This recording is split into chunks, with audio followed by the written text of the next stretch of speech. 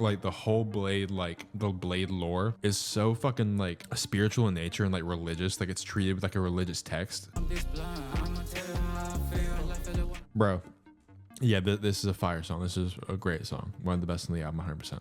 Also, a side note, Tyboy Digital is like one of the coolest people like on the planet, I feel like. At the bus stop. People can connect to different things in different ways on like a deep level, right? So just because it's like, oh, it's weird, it is weird that I'm talking about Blade so reverently. But I mean, like, it's just true. Like, I think his lyrics are fucking poetic, for sure. Just like someone else might think Taylor Swift's lyrics are poetic and deeply relatable. This part, they're all dark. There's not a whole lot of bright, uplifting songs in the sense that like it's the same type of beat you're gonna hear on the Good Luck album or, you know, like The Flag Is Raised. It's just not in the same pitch, the same like tenor. It's this is more like chess music out, like lower chakra. You know what I mean? That boy, sipping that lean, man. Sipping that lean. All right, so I wanted to talk about Blade's new album. Cold visions. I'm having cold visions. Cold visions. Not many brain cells left, but I'm ready for death. Oh yeah, he doesn't say death. I was listening to the whole album and then I was just taking some notes about the cold visions I've been having, man. So Blade's like, he's back in rotation for me. And I took a while off of Blade, not for like any intentional reason, but you know, I go through periods of like where I like certain people and I don't. There's certain people that I'm not just like into at the moment. It just rotates, kind of rotates through. So I was listening to Yeet for a little bit, you know, Ken Carson's in there, Cold Visions, and then we go, let's see how the rotation's been. Can I check my like my recent listening? Recently played. Okay, so yeah, so recently, okay, checked out the fucking Kendrick Lamar. My dad has my Spotify too. I think he listened to that. Zach Bryan, fire artist. Garth Brooks. I guess that was my dad. I don't think I've listened to Garth Brooks. Deftones. Classic. Listen to the Kanye album. Fire album here. Watch the Throne. Underrated. Was into some Grimes. That was like a week and a half ago, 2 weeks ago. Dean Blunt, Baby Father. Listen to that when it came out. Jungle, yo, underrated. This is underrated artist. It's like I don't know. Is it house? It's like just fun, relaxing, kind of like tropical jungle. It's not jungle though. I think it's more house. It's the podcast to listen to and shit. This is my girlfriend. Guys, come on. Guys, I don't listen to that. Come on, guys. But Blade's new album, dude. I'll admit, I was nervous because Blade, in my opinion, his albums are either like, so they're kind of like short, right? To the point, but a lot of time I feel like they lack a cohesive like unity, where every track is not on the same level of like goodness. Like they fluctuate in terms of like how dope they are, right? So for example, like in this album, The Flag Is Raised. That's one of my favorite songs, regardless of the Blade connotation. Just one of my favorite songs of all time. Perfect song, incredible song. And then, you know, some of these other songs weren't hugely impactful for me. However, I will say, let's find it. The album he did with Mecca, Good Luck, bro, Good Luck. This whole song, dude, literally, this whole album is dope. Perfect. I want to play it so bad, but I can't. Drama, one of the best songs of all time, post show. The Salem remix of Grace, good ass song. But overall, I'm a fan of Blade. I wasn't a big fan. Wasn't as into him during these are cool. But the Dark Blade, the Evil Blade, I wasn't as big into him, right? But that sound wasn't as enticing to me. I mean, apparently I did like fucking Working on Dying. I have like every song hearted. But as he proceeded through the eightfold path to unlock moksha and achieve the escape from samsara, he's like leveling up, and both the beats and the lyrical content get like less murky. The beats get like clearer, brighter. Reality Surf, bro, greatest song of all time. Top 10 greatest song of all time. Yeah, and this, he's like kind of like achieving this like spiritual like growth towards a more positive viewpoint on the world, in my opinion. I think The Fool is like a kind of a culmination of that. Good Luck definitely was a culmination of that. It was very bright, very happy. Even if he's talking about like sad shit, it's like with a skew of like optimism rather than like depression and an introspection that's like cannibalistic, right? That's like devouring yourself, like fucking. It's more of an introspection of like curiosity. And I was into those. I think I was also just kind of like sad at the time, so that helped me like feel good, right? Helped me kind of like counteracted my emotions. But don't get me wrong, there's some Evil Blade that I like for sure.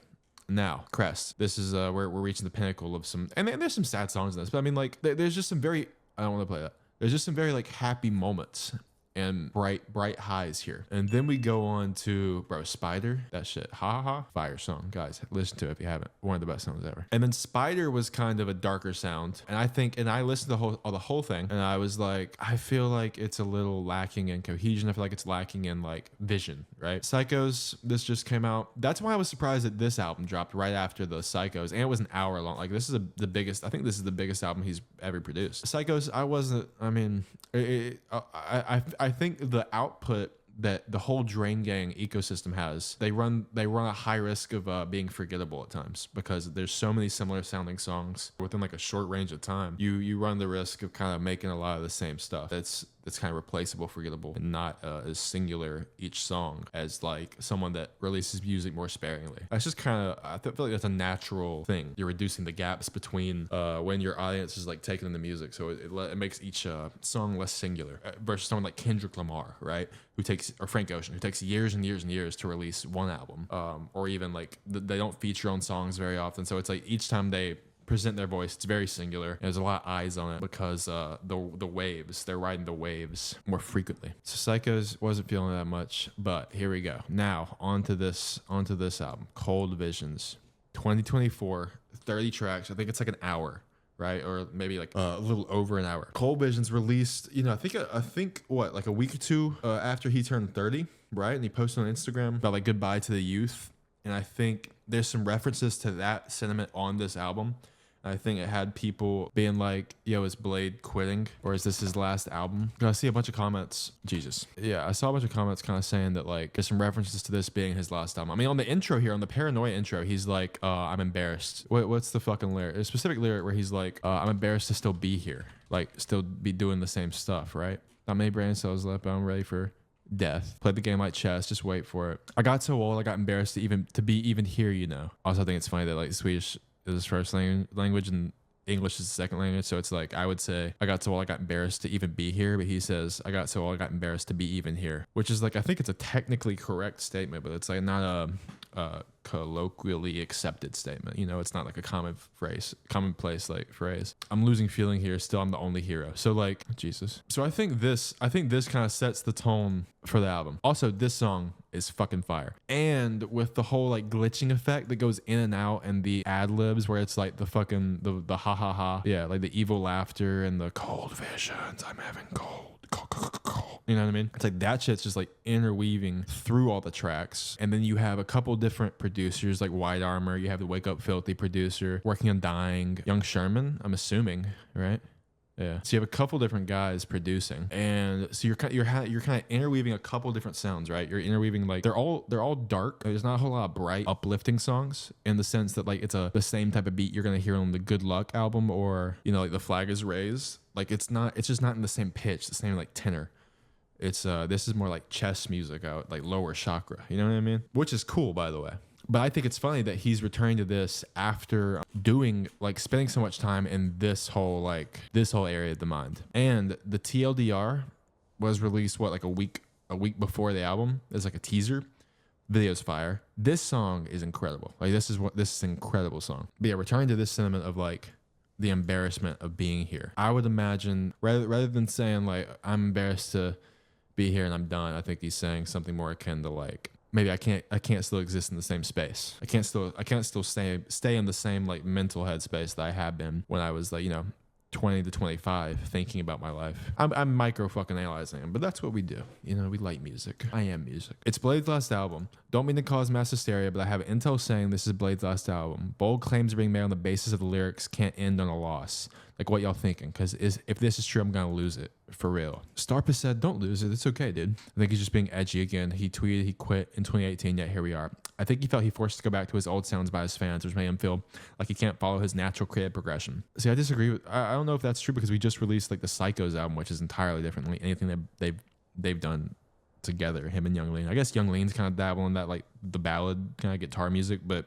I don't know. I don't think Bladee was really a part of that. I think it either means he'll stop making music just for fan approval and follow his true self, or that he'll stop releasing music temporarily.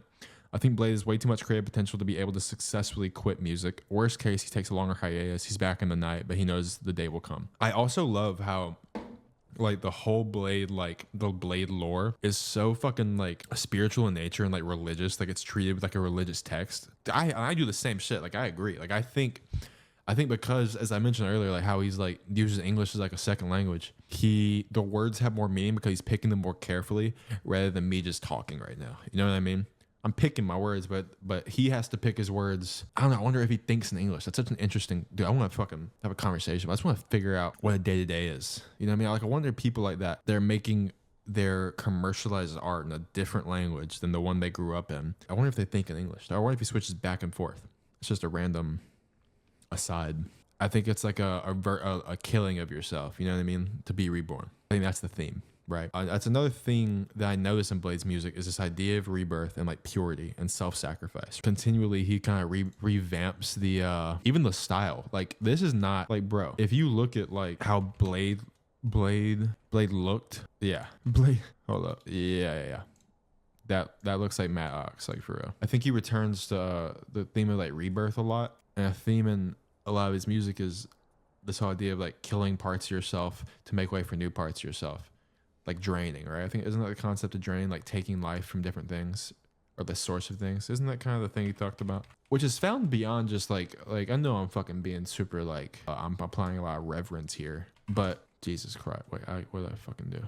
Nice, they're jacking off. Okay, I hear from a handful of people that this guy is really revolutionary in the hip hop scene. I just don't get it. I find his beats, especially on Red Light, really dime a dozen. I think that he sounds like he's about to fall asleep. I really want to like his music, but I just can't. Can't someone else explain why they enjoy him so much? So next time I listen to him, I can listen to him with an open mind. Blade is like good wine or cheese. It's an acquired taste for most. Lyrically, he speaks to most of us on a level no other rapper can reach. His metaphorical and symbolic talk is very unique. I agree, Mishi. One song I really recommend to listen to and simultaneously look at the lyrics is Ghost Hands. It's on SoundCloud. Speaks as if he's a magical sort of human being, which many of us find him to be. I'm not sure if you're spiritual, but I am myself. I truly find that his music brings out some powerful energy around me. Whether it's a manifestation of my mind or not, I do not know. But I do believe his lyrics are potent if understood. Do you want the sad pill or happy pill? Glad I would be glad to give suggestions. Yeah, that's yeah, I agree. I think you can find this feeling. First of all, I mean, like, look, this sentence. I truly find that his music brings out some sort of powerful energy around me. Whether it's a manifestation of my mind or not, I do not know. I mean, dude, you hear people or see people like literally if you go to church or like any sort of, I mean, you can see people like putting their hands up and like crying to like Christian songs. You cry to a movie. You cry. Some songs will make you cry. So it's not like I mean I think this is just a true statement that like things like this, like art or things people made, like music, art, television, movies, whatever, things that they can connect with you and resonate with you like on a deeper level than just a surface relatability. And that's another thing that I think Blade kind of like how he separates from a lot of modern popular music is that, so when you ask someone like what they like about a certain artist, you'll find people saying I'm just about to shell and say Taylor Swift. I'm just about to okay. So if you look at like Taylor Swift, it's like they're fans, and I'm just like, I told my girlfriend my girlfriend likes Taylor Swift, and I told her I'm gonna like make a video talking about how Blade's better than Taylor Swift. Just because we argue, and you could like Taylor Swift. I mean, the point is, people can connect to different things in different ways on like a deep level, right? So just because it's like, oh, it is weird that I'm talking about Blade so reverently, but I mean, like, it's just true. Like, I think his lyrics are fucking poetic for sure. Just like someone else might think Taylor Swift's lyrics are poetic and deeply relatable, but I can only talk about my experience of it. So I think Blade can speak about themes in like a meta level, right? So where it's like someone we'll have a song about heartbreak and it will exist at this level, right? But then someone else can have a song about, you know, like the Maslow's hierarchy of needs.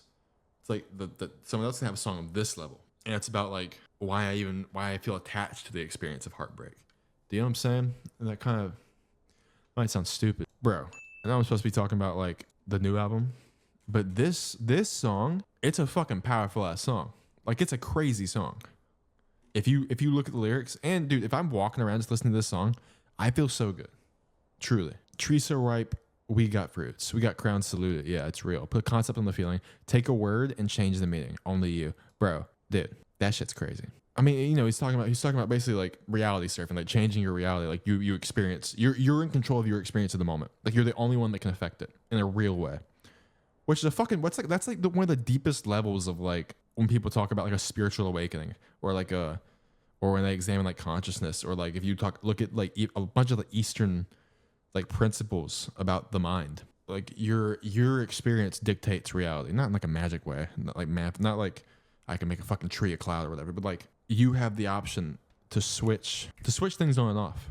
And I think I appreciate a lot of like that Bladee brings those concepts into music in a way that's like irreverent in a way, right? Because he'll do this and then he'll have all these esoteric references while also being like, then now we can talk about that, the new album, while also saying some crazy shit. Like, what's the, dude, Sad Meal. Let's do Sad Meal.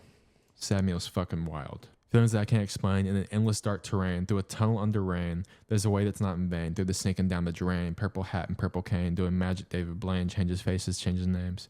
Through the sadness and the pain, hit the guests accelerate, give the journalist sign an NDA about our process, loss and gain. I have gained a lot of losses, like a hill covered in crosses. That was fire. That was fire. Loss and gain. I have gained a lot of losses, like a hill covered in crosses. Bro, sacrifice, bro. That's what I'm saying, dude. So, I mean, in this line, I think we're talking about, so, dude, again, bro. So we're looking at something on a level, right? So instead of, so look, so he's talking about negative shit happened to him, right? Bad shit, losses. He's gained a lot of losses. So some bad shit's happened to him. So another way to say that is another way to fucking, dude, it's fucking crazy. Another way to say that is another artist would say, they would operate on this level. They would specify the bad shit that's happened to me, right? I'm gonna shit on Taylor Swift now. You can like Taylor Swift. I don't even hate. I really don't even hate her. I'm just picking at her because like I told my girlfriend I would, and she said don't. But I said it's just who I am. So Taylor Swift would say I got my heart broken, and she would go into detail, and she would write a good song about heartbreak, which is cool, by the way. And that's necessary at certain times. But what I'm saying I appreciate about Bladee is like some people prefer this. Or some people see the next layer that I can't see in that song. They can see it in that song, but I can't see it in that song. You know what I mean? But I enjoy like the meta shit just because I think I like abstract concepts. So he takes that concept and like abstracts it. And I sound kind of self-righteous right now. But you know what? I feel like that sometimes, bro. But he takes the concept and like abstracts it, right? And he talks about the concept of the concept. Do you know what I'm saying? He talks about the experience of having something bad instead of the specific thing. Because the specific thing is going to change day to day. And then you'll have a million songs about being heartbroken. Damn. And then, but Bladee, he's saying, I guess you're still going to have a million songs about talking about the concept of a negative thing. You know, whatever. To each his own. We all like different things. But the loss and gain, he's talking about like, okay, the experience of like taking a hit. Now, it could be a negative thing, and I could be like, oh, it sucked, but I'm stronger and I got over it. Or it could be like this. He's like, loss and gain, I have gained a lot of losses. I'm stacking up losses, like a hill covered in crosses. And this is a way that I'm able to sacrifice, and fucking the cross, the primordial, like a symbol of sacrifice. I'm sacrificing myself for a higher self. Like I'm laying the bricks to the road that I'm walking as I'm walking it. That's a crazy shit. But that's what I mean though. I mean like, so then you'll have like a deep ass line like that where he's talking about like the experience of creating your identity in the process or through the process of self-sacrifice, through the process of accepting defeat and using that as a way to move forward in your life as at the present moment, like as a present thing. You know what I mean? And then he'll have a line about, have you asked him for an Advil? Have you signed up for a bad deal at McDonald's? Get the sad meal. Let's see what McDonald's has a happy meal, but Bladee gets a sad meal because he's sad. See, it's a fair, you know, I understand why he said that, honestly. Zilly's shoes, those not New Balance. Interesting. Let me tell you what the deal is. Honestly, I have no feelings. Life don't hit, so this is the remix. The persona of Bladee is one of deprivation, greed, and loneliness. Bladee wants to simultaneously live in the spotlight while also being unseen, to feel for those who are close, and to be repulsed by those who are strangers. Bladee rapping about having no feelings can be dated as far back as his mixtape Glue on the track Safe House. Rain King, no feelings, this time zone is evil. Okay. Life don't hit, so this is the remix. Bladee using a metaphor for those songs who get lots of remixes and versions just for commercial purpose. That's an interesting way of looking at it. I didn't see that. Life Don't Hit, so this the remix. I took that as like, fuck me. I don't even know what that was. Okay. I took that as like, he's redefining his life, not using it for commercial purpose. But that goes into the theme of the album, kind of, where it's like you're kind of returning to an old version of yourself to like cast it out, which is like the whole concept, I feel like, or not the whole concept, but like a part of the whole Cold Visions things, where it's like you're returning to an earlier sound after moving on from it a little bit, as a way to like exercise it, right? As a way to like purify yourself by burning the excess. Do you know what I'm saying? Cutting out the fat, chewing the fat up, processing it. Every day is just another Monday morning. Every day is the same. I wake up with my blinds down, golden light of the day slipping away. I wake up wanting to go back to sleep, but can't because of the rain. Heavy rain falling forever on heavy rain falling forever on an everlasting flame. Heavy two-handed axe in a dirty duffel bag. Heavy hammers in the right hand. They say cast us understand. In the rain world money system, seeing how to scam the scam. On the stage going crazy, we're the new X Japan. Cold, bro. Someone said Blade sounds like evil Yoshi, and I agree. I don't know. Shows of Sweden, my family, GTBSP family, La Familia, Sad Boys. White Armor, sipping that lean. Man. Sipping that lean. That's crazy. Used to be young lean, now it's Tokyo lean, man. Used to be young. Sipping that lean. Dude, I can't even do it. I hit it perfect the first time, I think. Yeah, that did sound like Yoshi. You already know, standing with my team. You already Yoshi know. City, we out. Yoshi City. You already know. Yoshi City. That's crazy. Powerful Blade. It was cool. I want to read Pitchfork's review. I was looking at it last night. I was curious what other people were saying. But I will admit. So here's my first. I listened to it about twice now. One time just stacked fully. I listened to it, shuffle, picking out my favorite ones, whatever. And then I listened to it again all the way down to like whatever the fuck like this got up to. Just because I was writing some. So I got up to 24, and I think my girlfriend called me. So I got up to here again on the second listen. I was just taking some general notes and my thoughts. I'll go through them real quick, and then I'll like summarize it on some G shit. Track 1, Paranoia, fire track. When I started, like I was like, okay, this is nice, because like I kind of categorize music according to where I feel it in my body. Do you know what I mean? So it's like a lot. That's why I like Travis Scott's production a lot, because it hits in like Kanye. It hits you in your stomach, low key. Like it's like, and then it's like, and then he'll hit the low frequency.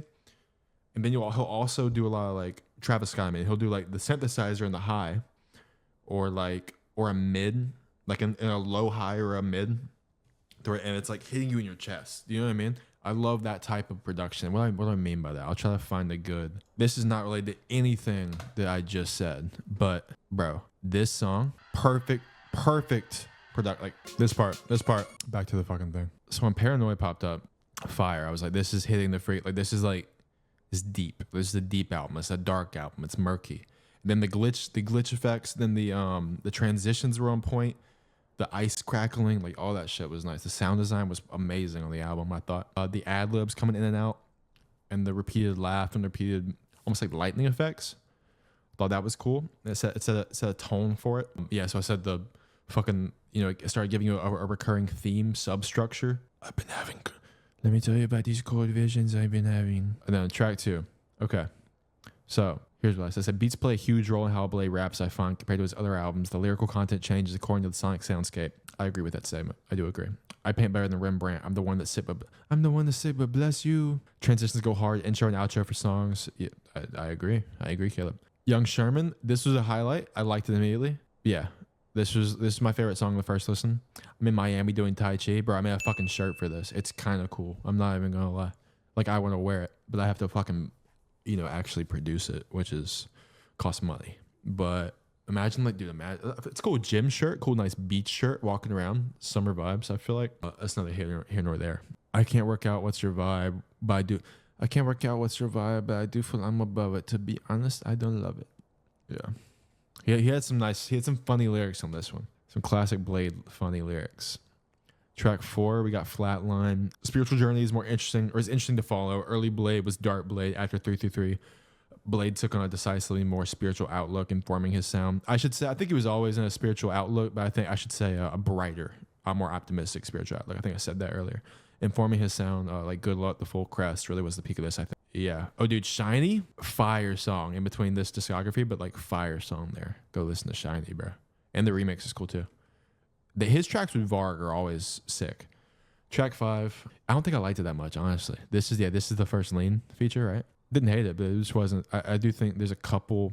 I think people were saying this is one of his most, or I think the Pitchfork. I was reading the Pitchfork review just because I like reading like formal journalism, even if Pitchfork says like stupid shit sometimes. I think I appreciate reading people's insights, especially if it's like formalized. And they were saying it's one of his more cohesive projects, and I agree. I think especially with what I was saying about the fucking, how they were laying out like themes early, and like actually like a lot of times people will like they'll lay out a theme in the intro or whatever, but it's like the intro doesn't matter if there's no backing up of the intro. Do you know what I mean? If there's no like consistency with the shit that you gave us in the beginning. I feel like a lot of like popular rap concept albums do that. Like not Astroworld. Astroworld was cool, but what's the one? Utopia. I'm to be honest, didn't listen to the whole album, but I feel like a lot of things kind of fall flat. I listened to most of that fucking album though, and I think a lot of things fall flat because like people talk about like the concepts and shit, and it's like unless you're really like weaving it into through the album through to the end, it's like it kind of is a little bit haphazard, like it's thrown retroactively, and I don't think that was the case for this. I think the concepts landed well, the themes landed well beyond just the lyrics, and like the whole sound design of it, and yeah. I think it was cool. I agree. Sad Meal, that was fun. I'm gonna listen to this. I said Yeet Cardi B. I'm gonna listen to this, dude. And the breathing is the Cardi breathing. That's funny. Let me tell you what the deal is. Honestly, I have no feelings. Life don't hit, so this to remix. Yeah, I mean they're using this like the same producers here, so that makes sense. Yoshi meme voice. Yeah.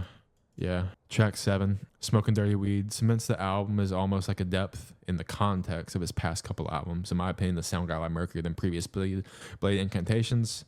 Raise the Flag, Fire Throwback. Yeah, I already said this. Yeah, leading comes through positivity and hellscape sound. Track 8, Only God Is Made Perfect. Sleeper hit, to be honest, don't want to hang out. Wait, it's a sleeper hit? Let me see. Let me speak, but I don't want your friendship. Only God is made perfect.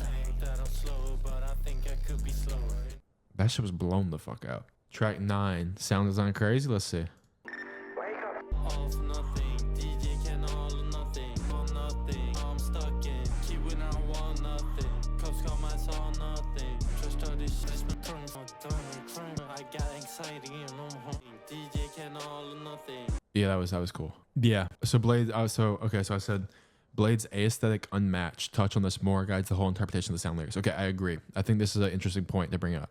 Because you had people, so if you talk about people like Aura, I want to maybe talk about this more later, but like people that have aura or whatever, that have like an image surrounding them, it benefits them, or okay, we'll be more specific. The people like Cardi or Blade that don't do a lot of press appearances, that don't do a lot of interviews, or like Frank Ocean even, people that don't do a lot of like public facing, transparent one-to-one, like, hey guys, this is what I'm doing, you know what I mean? They'll post mysteriously. They'll barely do interviews, like in that Paper magazine interview that Blade did. The interview magazine he just did last week. He fucking answered God to like half the questions. Yeah, Blade's jar of choice is God. Can you describe the shoes you're wearing? White Reeboks. What do you believe in? God. How far can you swim? I'm not sure. What do you listen to? God. Who do you love? God. Who do you trust? God. Jar of choice? God. Would you like to go to space? No. Do you believe in therapy? Have never tried it. Playing instruments? No. Political? No. You know what I mean? Like this kind of shit, it makes the music speak for itself, right? Because you're not going to Blade's TikTok or Blade's Instagram live and hearing him just like laugh and fuck around. You have those rare videos on the internet, but it's rare because he doesn't do that shit a lot. You know what I mean? And that whole persona, it might not even be a persona. I just don't think he really wants to be like publicizing his whole life, probably, which makes sense. But that shit amplifies it because he gets to speak through the music in a way that people that have to be so public facing and so like consistent and like uploading things about their life can't be, because it takes away the mystique a little bit. And I don't even think they have to be. I think they have to be, but whatever. It's kind of a larger issue in today's age with social media. Track 10, producer lineup, Avengers level. Yeah, it's goated.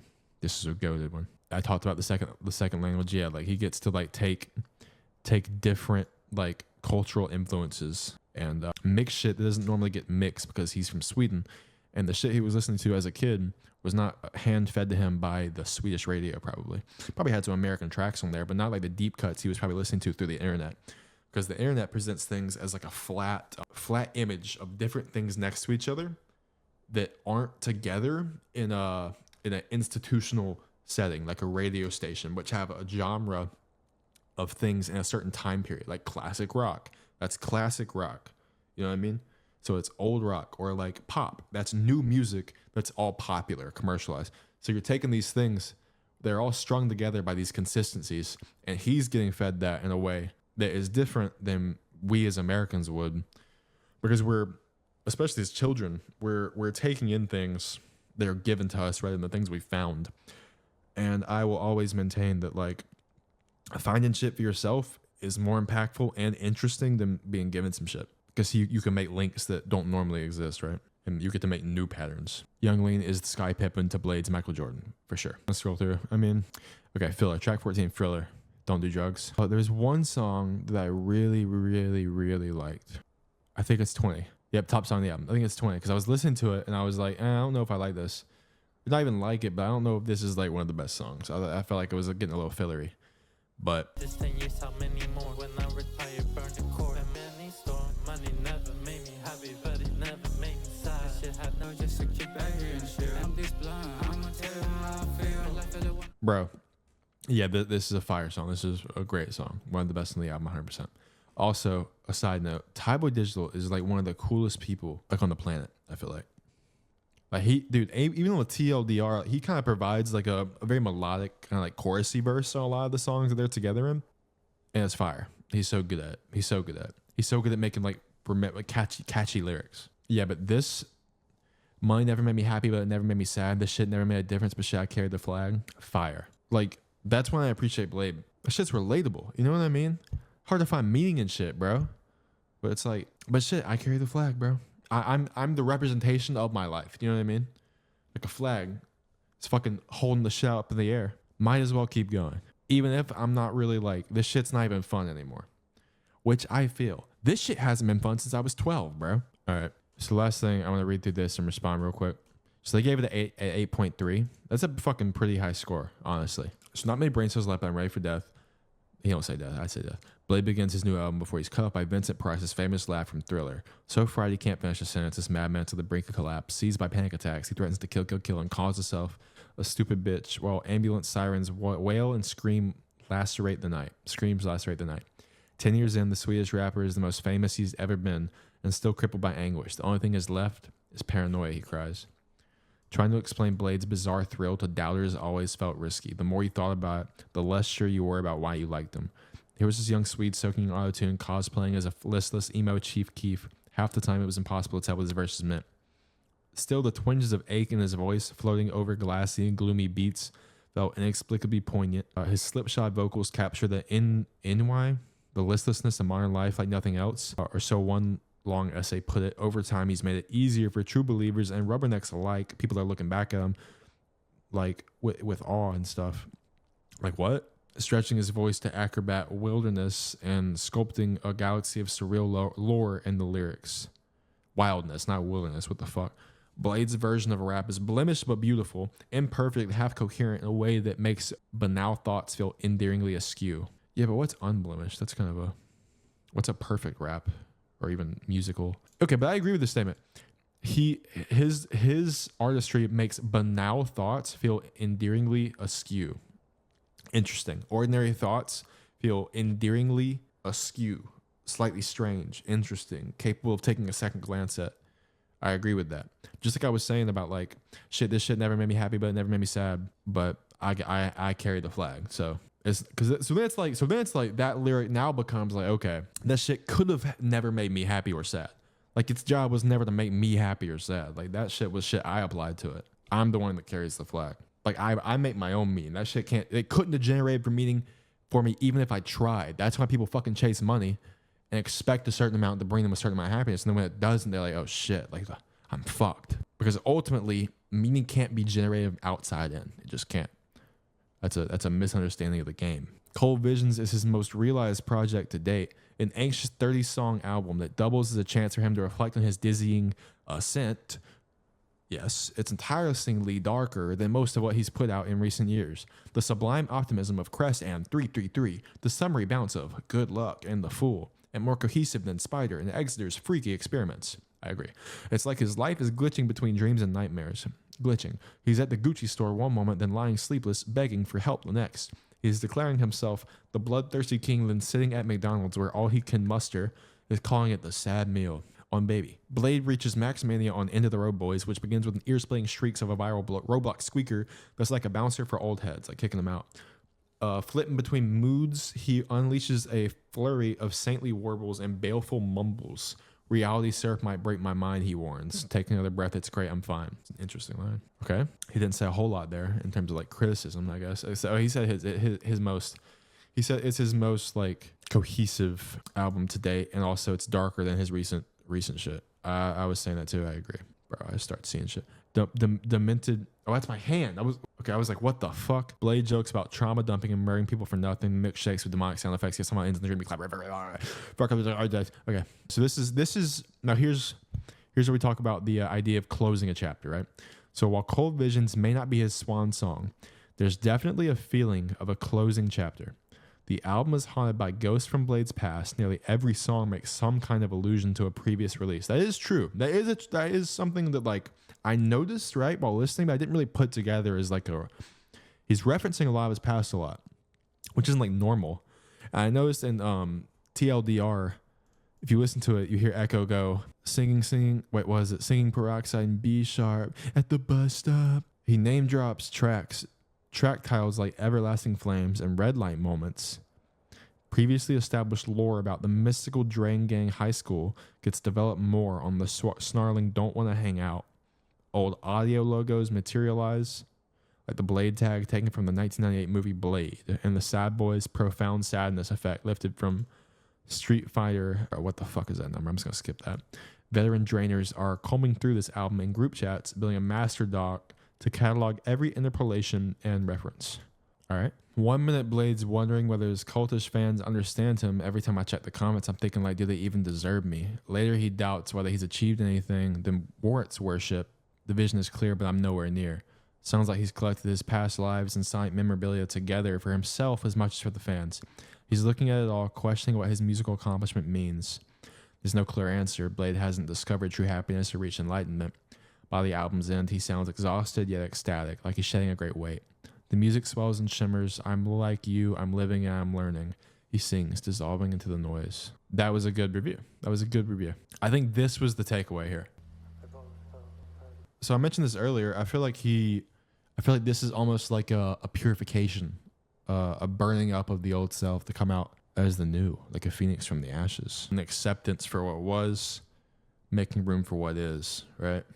And what will be. I don't know, bro. That's why I love Blade. There's just so much to like think about. So many concepts because he presents things, and that's what I enjoy. I don't really like answers really, but I like asking questions. I like people asking questions. I like just thinking about shit, and that's why Blade's the GOAT.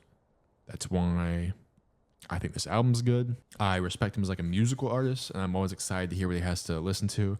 Top 3 songs. I'm gonna say the intro. Honestly, I'm gonna say Lucky Luke. And I'm going to say Young Sherman. I think that's what I'm picking here. And would I rate it? What would I rate it? I don't know. 8.3 is high, isn't it? Isn't it high? Let's see what's other shit this guy's reviewed. Oh, he reviewed Destroy Lonely's album. And he reviewed, so he's kind of the rap guy or the internet rap guy. Oh, not really. Okay, he doesn't review the whole lot. What do you give? Okay, 5.7. Okay, 7. This is actually Yeats. Actually, I like that album. I think eight's a good number. I'm just saying that because of this. I don't know. It's hard for me to review it. I need to sit with it some more, kind of figure out what I'm thinking about it, what it makes me feel. But the beauty of it is that it changes, you know, as you get older and shit, as your life goes on. But let me know in the comments what you guys think. Are you happy with kind of the return to the sound? Do you want more of it? Do you kind of just enjoy the Blade music, getting Blade music, no matter the sound, no matter the era we're in? What do you think the future looks like? Top 3 tracks, you know, just thoughts in general, honestly. It's really what I'm interested in. Namaste and I love you. At the bus stop.